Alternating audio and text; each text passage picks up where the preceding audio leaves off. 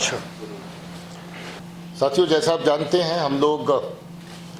जहां का अमन व अमान का जो सिलसिला है उसको फर्दर स्ट्रेंथन करने के लिए, बिल्ड करने के लिए पुलिस और सीएपीएफ, जिसमें नुमाया तौर पे सीआरपी शामिल है, और आर्मी मिल करके सब जगह पे अपने ऑपरेशंस को कश्मीर और जम्मू के खित्ते में अंजाम दे रहे हैं। उसी सिलसिले की कड़ी में आज एक कामयाब ऑपरेशन हुआ है जिसमें बहुत बड़ा कमांडर हिजबुल मुजाहिदीन का, जो कहिए कि number 1 commander of Hizbul Mujahideen doctor Saifullah आज मारा गया है।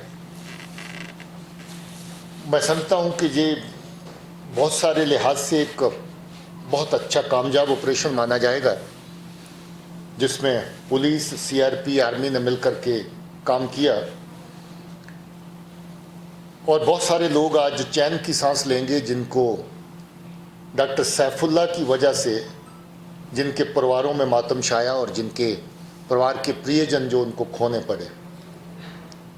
मैं इसका लेखा जोखा देख रहा था, 2014 से, अक्टूबर 14 से ये एक्टिव था, लगभग 7 साल पुराना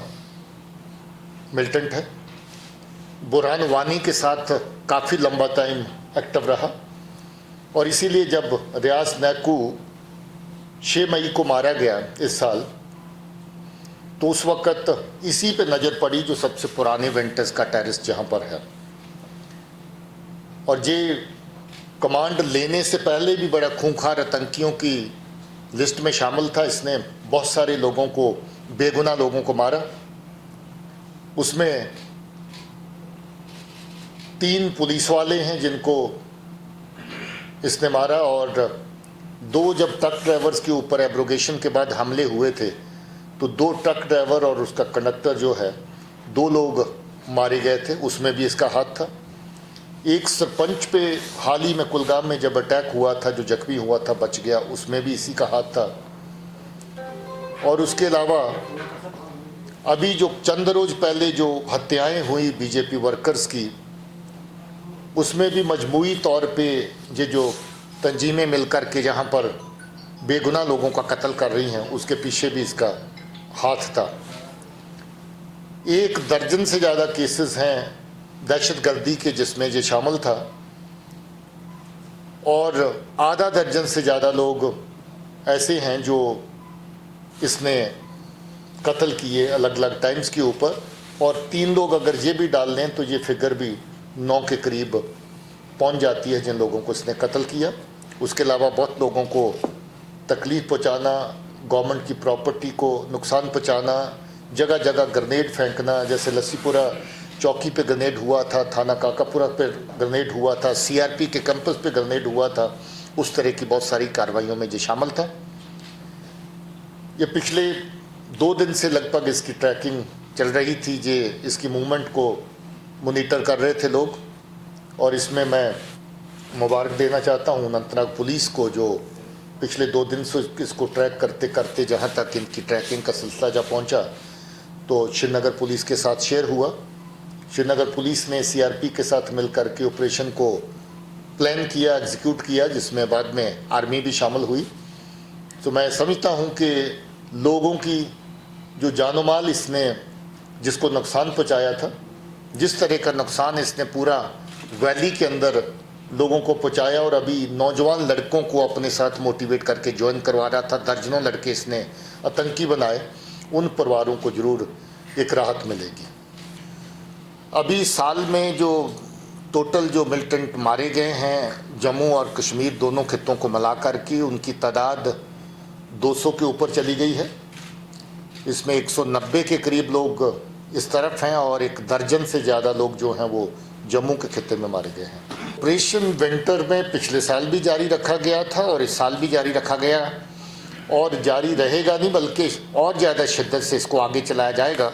क्योंकि जिस तरीके से सिविलियन टारगेट्स को चूज़ करके, सिलेक्ट करके, पाकिस्तान के इशारे पर, पाकिस्तान की एजेंसीज़ के इशारे पर जहाँ पर उनको मारा जा रहा है, इसमें पाकिस्तान का सीधे रूप में, और उसके जो मिलिटेंट आउटफिट जहाँ पर काम कर रहे हैं वो हिजबुल मुजाहिदीन के साथ मिलकर के जिस तरह की लोगों को नुकसान पहुँचा रहे हैं, इससे ज़्यादा शिद्दत से ऑपरेशंस को जारी रखा जाएगा। का अंदाज़ा आप खुद लगा सकते हैं, क्योंकि HM रियाज नैकू के मारे जाने के बाद एकदम लीडरलेस हो गई थी और आज फिर से वही पोजीशन दोबारा हुई है कि जो चीफ कमांडर एक ऑर्गेनाइजेशन का है, जो सारे ऑपरेशन प्लान करता था, जो पाकिस्तान की टेरर मशीन है उसको जहां पर जिंदा रख रहा था, उसको चला रहा था, उसके मारे जाने के साथ वाकया में एक बहुत बड़ा धचका जो उनको पहुंचा है। लगता तो ऐसा है, अभी तक जितने लोग फिगर करते थे अलग अलग जगहों पे, तो उसके मुताबिक सारे के सारे ख़त्म हो चुके थे। और अब्बास का अभी मेरा आई साहब का कहना है कि एक का बकाया है अभी, तो अभी उसके अलावा तो जितने लोग टाइम टू टाइम फिगर होते रहे लगभग सबकी एलिमिनेशन हो चुकी है। देखिए, जो हमारी इतला है इसमें पिछले कुछ दिनों से इन्होंने सिविलियन टारगेट्स को अलग अलग जगहों पे एलिमिनेट करने का, टारगेट करने का निशाना रखा हुआ है। अभी कुलगाम में हुआ, उससे पहले गांदरबल में हुआ, और रिपोर्ट्स ये थी कि इनका कोई श्रीनगर और बडगाम के एरिया में और इस तरह का अटैक करने की प्लान है। मोस्ट लाइकली कोई इसी तरह की जो टारगेट किलिंग या किसी कैंपस के ऊपर अटैक करने की प्लान से जहां पर ये पहुंचा था। देखिए, ऐसा तो कोई सीधा कनेक्शन नजर नहीं आता है।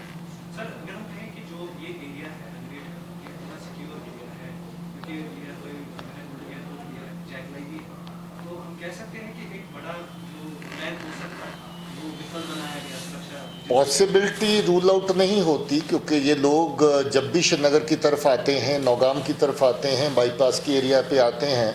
तो कोई ना कोई टारगेट, कोई ना कोई मिशन इनका रहता है। अभी भी इत्तला के मुताबिक कोई इस तरह का मिशन इनका किसी सिविलियन टारगेट को या कोई सिक्योरिटी फोर्सेस के टारगेट को हिट करने का था। उसकी डिटेल्स अभी कॉन्फिडेंशियल रखी गई हैं, वो अभी तफ्तीश का हिस्सा है। देखिए, एक तो ये स्टेटमेंट गलत है कि उनके घर वालों को डेड बॉडी नहीं दी जाती। उनके घर वालों को ही डेड बॉडी दी जाती है, उसका दफन लोकल लेवल पे नहीं होता, क्योंकि उससे पहले जब ये सिलसिला शुरू हुआ था, लोकल दफन करते वक्त हजूम जमा करके मिलिटेंट ही लाते थे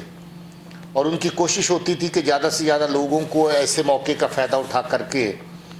इमोशनली ब्लैकमेल किया जाए, उनको मोटिवेट किया जाए और वहीं से कब्रगाह से कोई और बंदा तैयार करके मिलिटेंट्स की सफ़ों में शामिल होने के लिए साथ में लिया जाए।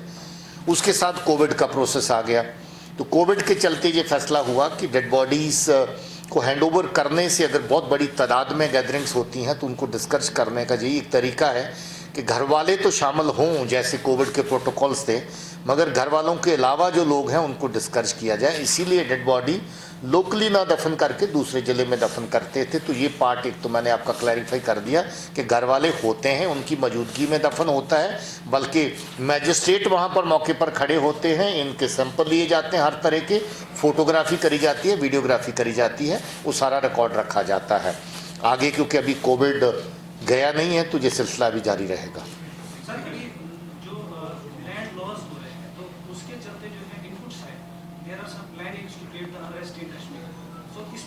सिक्योरिटी एजेंसीज कैसे देखते हैं, क्योंकि जो बहुत खामोश रही थी, जो सेपरेटिस्ट ऑर्गेनाइजेशन उन्होंने भी अब शटडाउन्स बहुत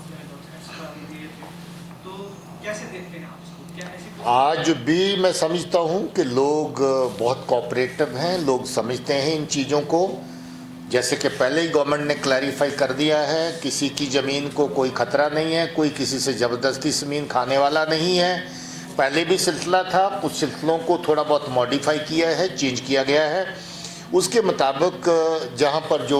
कमर्शियल या बाकी एक्टिविटी चलती थी उसको और पुश मिले। सरकार की यही नीति है कि उसमें लोग अपना और अच्छे से आकर के जो लोगों की सुविधाएं हैं, जो लोगों की सेहत से रिलेटेड इश्यूज़ हैं, लोगों की तरक्की से रिलेटेड इश्यूज़ हैं, उसको और बढ़ावा मिले। तो मुझे लगता है कि अगर लोगों को खामखा में वर्गलाने की कोशिश की जाएगी, मिसलीड करने की कोशिश की जाएगी, तो लोग इस बात को समझते हैं, बड़े अच्छे से समझते हैं। इसीलिए अभी तक कोऑपरेट कर रहे हैं और आगे भी कोऑपरेट करेंगे।